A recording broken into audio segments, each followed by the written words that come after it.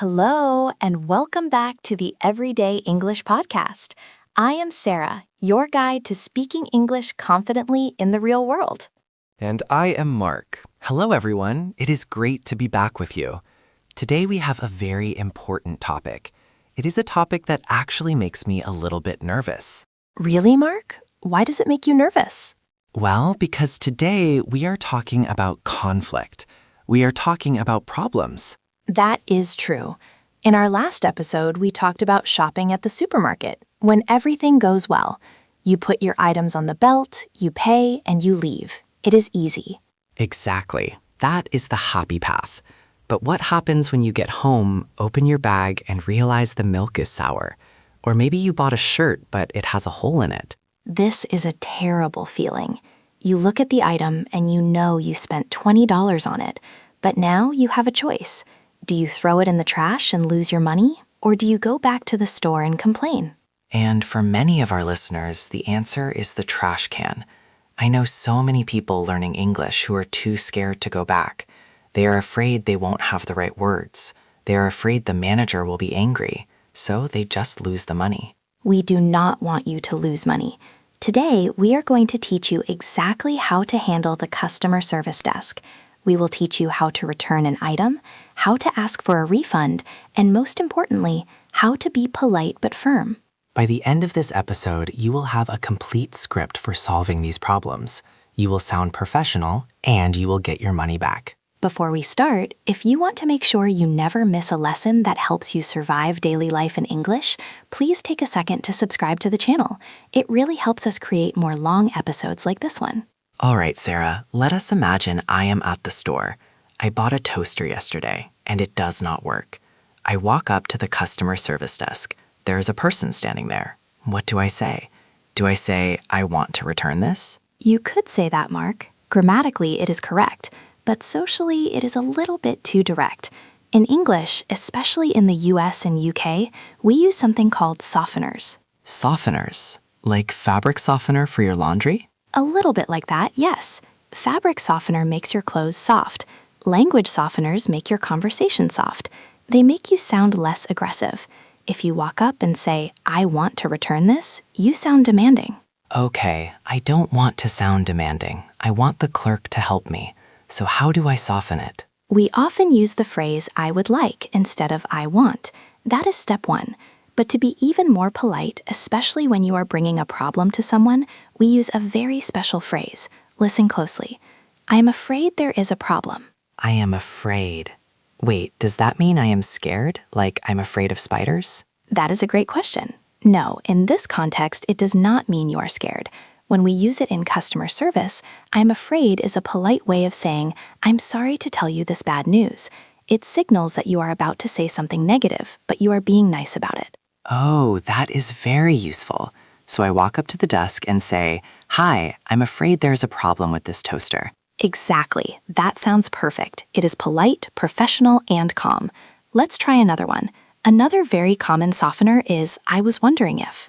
I was wondering if. We use the past continuous tense here? Yes, we do. Even though we are asking right now, using the past tense makes it sound less direct. It creates a little distance. It is much more polite than saying, Can I return this? Instead, you say, I was wondering if I could return this. That feels much more natural to me now that I hear it. I was wondering if I could return this. It feels like I'm asking for a favor rather than making a demand. Precisely. And remember, the person working at the customer service desk has been dealing with angry people all day. If you start with a softener, they will want to help you. Okay, so we have our opening. I approach the desk. I smile. I say, Hi, I was wondering if I could return this toaster. Or, I'm afraid there is a problem with this toaster. What comes next? Next, you have to explain the reason. The clerk is going to ask you, what is wrong with it? You need specific vocabulary here. You can't just say, it is bad. Right. Bad is too general. We need to be specific so they believe us. Let us break this down by category. What if we are talking about food? If you are at the supermarket and you are returning food, there are two main words you need. The first one is expired. Expired. E-X-P-I-R-E-D. This means the date on the package has passed, right? Yes, if you buy milk and the date was yesterday, it is expired. You can say, I bought this milk yesterday, but I realized it is expired. That is a clear reason for a refund. What if the date is okay, but the food inside is green or smells terrible? Then you can say it is spoiled. S-P-O-I-L-E-D. Spoiled means it has gone bad. For example, this meat is spoiled, or this fruit is moldy. Moldy is a gross word. That is when it has the fuzzy green or white stuff growing on it. Mold. Yes, if you buy strawberries and they are moldy, do not throw them away. Take them back. You can say, I'm afraid these strawberries are moldy. Okay, so that is food. Expired, spoiled, and moldy. What about electronics or appliances, like my broken toaster? For machines, we often use the word defective. This is a formal word that means it was made incorrectly. It has a defect.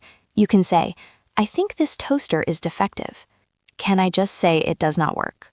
You can absolutely say it does not work. That is perfect. You can also say it is broken. But defective sounds a little more specific to a manufacturing problem. What about clothes? I actually have a shirt I need to return. I bought it, but when I got home, I saw that the stitching was coming out. In that case, you could say it is damaged. Or you can be specific. You can say, there is a tear in it. A tear means a rip or a hole. Or you could say it is stained. Stained means it has a mark on it, like coffee or ink. Right. And there is one more reason to return clothes, Mark. Maybe the shirt is perfect. It is not damaged, it is not stained, but you put it on and it is just too small. Ah, yes, this happens to me often. It does not fit. Exactly. It does not fit. Be careful with the grammar here. We do not say it does not suit me. Suit means it does not look good on you, style-wise. Fit is about size. So you say, I would like to return this because it does not fit. Okay, let us review those reasons. For food, it is expired or spoiled. For machines, it is defective or it does not work. For clothes, it is damaged or it does not fit. Perfect. Now there is one more reason people return things. It is not because the item is broken. It's just because they decided they don't want it anymore. Is that allowed? Can I return something just because I don't want it? In many big stores in the US and UK, yes, you can. We call this changing your mind. You can simply tell the clerk, I changed my mind. Wow, that's honest. I changed my mind. It is honest.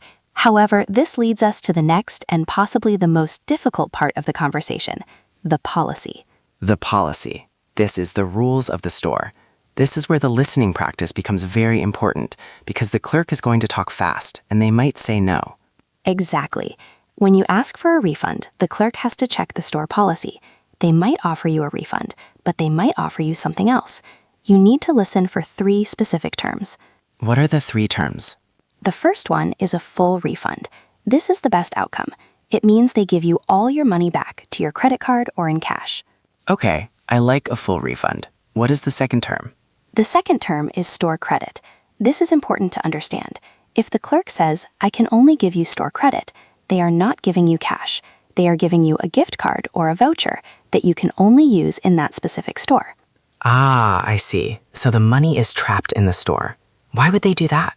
Usually they do this if you don't have your receipt, or maybe if you are returning the item after the return window. For example, if you try to return something after 30 days, they might say, I cannot give you a refund, but I can give you store credit. That is better than nothing, I guess. And the third term? The third term is an exchange. This is simple. You give them the broken toaster and they give you a new toaster. No money changes hands. They might ask, do you want to exchange it for a new one? Okay, so I need to listen for refund, store credit, or exchange. Let us try a listening challenge. I want everyone listening to close their eyes if it is safe to do so. I am going to act as the store clerk. I will speak at a natural speed, maybe a little fast. I want you to listen and tell me, can Mark get his money back? Okay, I am ready. I am the customer. Here's my line. Hi, I was wondering if I could return this jacket. It does not fit. Okay, here is the clerk's response. Listen carefully. I can take that back for you, but since you don't have the receipt and the tags are off, I can't put it back on the card. The system won't let me. I can issue you a merchandise credit for the current selling price, though. Whoa, that was fast. Let us break that down. Did I get my money back? What do you think, Mark? Well, you said you cannot put it back on the card, so no money on my credit card. And you said something about a merchandise credit. Is that store credit? Yes, exactly. Merchandise means products or goods. Merchandise credit is the same as store credit. So the answer is no. You do not get cash, you get a gift card. And why? You mentioned the receipt? I said, since you don't have the receipt and the tags are off. The tags are the little pieces of paper hanging on new clothes that show the price and brand. If you take those off, it is harder to return things. Okay, so the lesson here is keep your receipt and keep the tags on until you are sure you want to keep the item. Absolutely. The receipt is your power. If you have the receipt, you usually get a full refund. If you do not have the receipt, you are at the mercy of the store policy. Let us practice asking about the receipt. What if I lost it? Can I still try? You can try. You should be very polite. You can say, I am afraid I lost the receipt, but I paid with my credit card. Can you look it up? Can you look it up? That is a great phrasal verb. Look it up means search for it in the computer system. Yes. Many modern stores can find your purchase if you insert your credit card. So do not give up just because you lost the paper. Ask them to look it up. Okay, Sarah, I feel like we have all the pieces now. We have the softener opening, we have the vocabulary for the problem, we understand the policy terms like store credit. Shall we put it all together in a big role play? Let us do it. This will be a full conversation. I want our listeners to shadow us. That means listen and then repeat what we say in the pauses, or just listen closely to the flow. In this scenario, I am returning a carton of milk that is expired and a bag of apples that is bruised. Bruised. That is a good word. Like when you get hit and your skin turns blue? Yes, but for fruit. When an apple is soft and brown in spots, we say it is bruised. So I have expired milk and bruised apples. I have my receipt. Okay, I will be the customer service manager. Action. Hi there. How are you doing today? I'm good, thanks. How can I help you? I was wondering if I could return a couple of items. I bought them just this morning. Sure. What seems to be the problem with them? Well, first, this milk is actually expired. The date says November 1st, but today is the 5th, and these apples are all bruised at the bottom of the bag. I didn't notice until I got home. Oh, I am sorry about that. Let me take a look. Yeah, those apples don't look good. Do you have your receipt with you? Yes, I do. Here it is. Perfect. Okay, I can definitely refund you for these. Do you want to go grab a fresh carton of milk and a new bag of apples? I can just do an exchange. Actually, I think I'll just take the refund for now. I am in a bit of a rush. No problem. Go ahead and insert your card for me. Okay. All right, that is all done. $5.50 is going back onto your Visa card. It might take a few days to show up. Here is your updated receipt. Great. Thanks for your help. You're welcome. Have a good one. You too. Bye. And cut. Excellent job, Mark. That was a textbook return. It felt very smooth. Did you notice the grammar I used? I said, what seems to be the problem? No, wait, that was you. You asked me that. Yes, that is a classic customer service phrase. What seems to be the problem? It is a soft way of asking what is wrong. And I used my vocabulary for the problem. I said expired and bruised, and when you offered an exchange, I politely declined. I said, actually, I think I'll just take the refund. That word actually is very powerful. It is a polite way to correct someone or change direction. I offered an exchange. You did not want it. Instead of saying, no, I want money, you said, actually, I think I'll just take the refund. It softens the rejection. And then the transaction was done. You mentioned one thing at the end, though. You said it might take a few days to show up. What does that mean? This is important for your wallet. When a store refunds your credit card, the money is not there instantly. It usually takes 3 to 5 business days for the bank to process it. So, if you check your bank app in the parking lot, do not panic if the money is not there yet. That is good advice. I have definitely panicked about that before. Now, Mark, let us talk about what happens when things go wrong. In that role play, you were nice, I was nice, you had the receipt, it was easy. But sometimes the clerk says no, or they give you attitude. What if the clerk says, look, you opened the package, I cannot take it back. But it was broken inside. This requires a higher level of assertiveness. Assertive means confident and firm, but not rude. You do not need to shout.